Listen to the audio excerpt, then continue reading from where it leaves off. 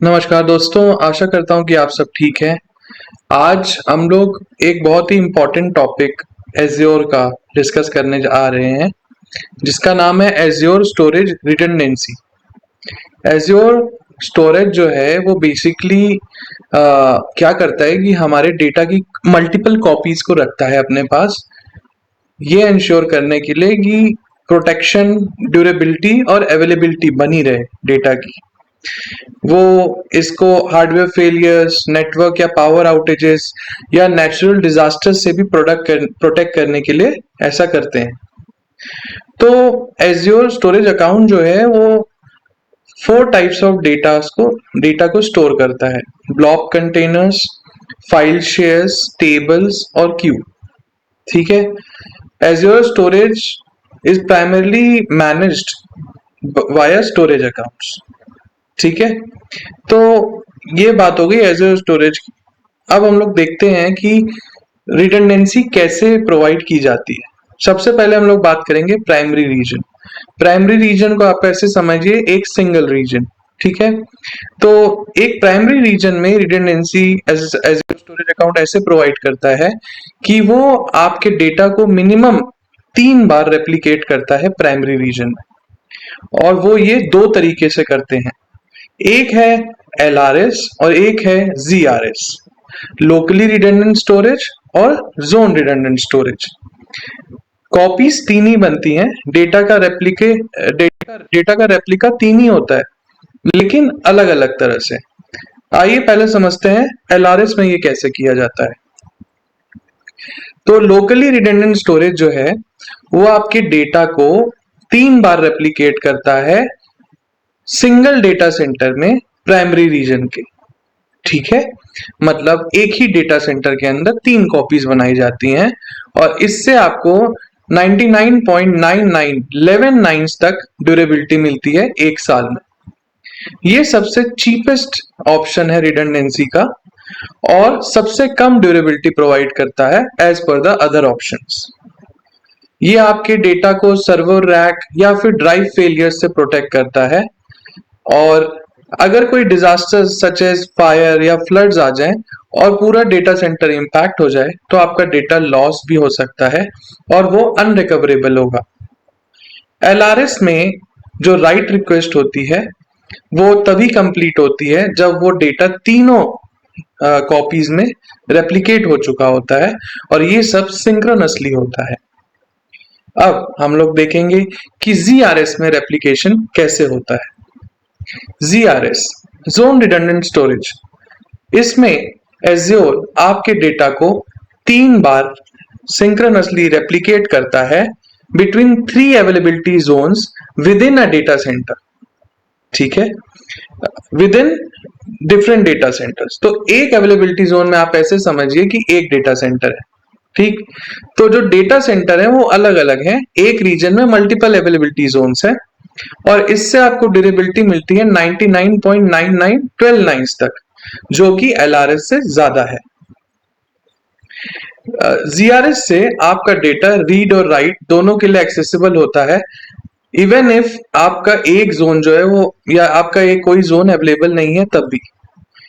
तो डेटा का रेप्लिकेशन ऐसे होता है कि एक प्राइमरी रीजन में मल्टीपल अवेलेबिलिटी जोन्स होते हैं जिसमें अलग अलग डेटा सेंटर होते हैं।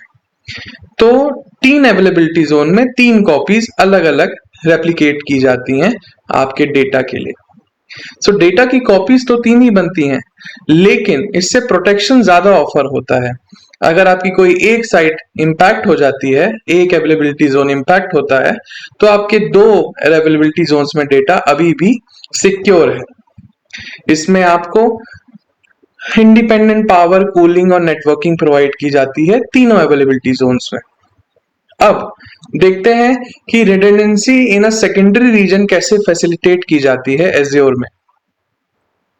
जो एप्लीकेशंस हाई ड्यूरेबिलिटी की डिमांड करते हैं उसके लिए एज़्योर एक दूसरा ऑप्शन देता है, जो है redundancy in secondary region. Redundancy in secondary region ऐसे प्रोवाइड की जाती है कि पहले आपका एक डेटा की कॉपी प्राइमरी रीजन में होती है और उसी डेटा को सेकेंडरी रीजन में भी रेप्लिकेट किया जाता है for extensive data protection. Primary region choice आप कर सकते हैं, लेकिन सेकेंडरी रीजन का चॉइस प्राइमरी रीजन के हिसाब से एज्योर करता है, और ये आपके पास ऑप्शन नहीं होता कि आप सेकेंडरी रीजन क्या रखेंगे। एज्योर स्टोरेज सेकेंडरी रीजन में 2 ऑप्शंस प्रोवाइड करता है डेटा रेप्लिकेट करने का, जो है जियो रिडंडेंट स्टोरेज और जियो जोन रिडंडेंट स्टोरेज। आइए देखते हैं कि जियो रिडंडेंट स्टोरेज में रेप्लिकेशन कैसे होता है। जियो रिडंडेंट स्टोरेज, जियो रिडंडेंट स्टोरेज में टोटल 6 कॉपीज ऑफ डेटा बनती हैं, जिसमें प्राइमरी रीजन में LRS पैटर्न में डेटा को रेप्लिकेट किया जाता है 3 बार, और एसिंक्रोनसली सेकेंडरी रीजन में डेटा को रेप्लिकेट किया जाता है LRS के थ्रू 3 बार। तो टोटल 6 कॉपीज बनती हैं, और LRS का यूज होता है दोनों डेटा सेंटर में अलग अलग रीजन्स में। इसकी वजह से जो ड्यूरेबिलिटी अचीव हो पाती है वो होती है 99.9969 तक एक साल में। पहले राइट ऑपरेशन जो होता है वो प्राइमरी लोकेशन पे होता है और LRS में रेप्लिकेट होता है। उसके बाद एसिंक्रोनसली वो चीज सेकेंडरी रीजन में रेप्लिकेट की जाती है। एसिंक्रोनसली इन द सेंस कि सिंक में नहीं होता और अलग समय पे होता है, तुरंत ही नहीं हो जाता।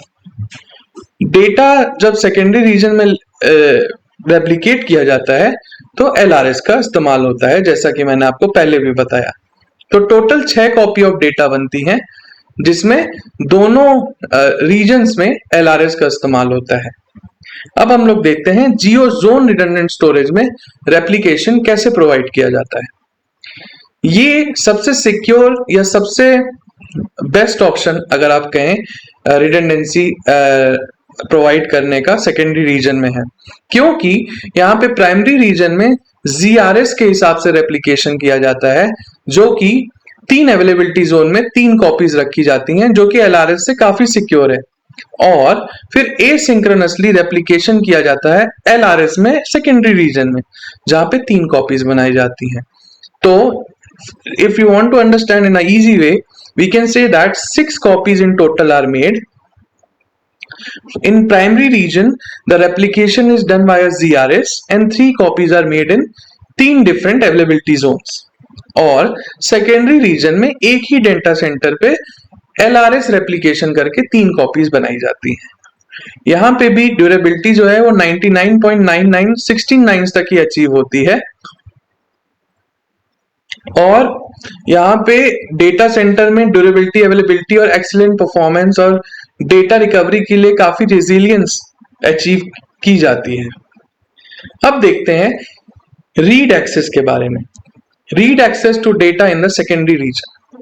नॉर्मली GRS और GZRS में रीड एक्सेस नहीं होती आपके सेकेंडरी रीजन के डेटा की, लेकिन अगर आप RAGRS रीड एक्सेस का इस्तेमाल करते हैं फॉर RAGRS और RSGZRS, तो आप रीड एक्सेस को अचीव कर पाते हैं सेकेंडरी रीजन में at any point of time. ये रीड एक्सेस आपके पास फेल ओवर के टाइम पे भी रहती है।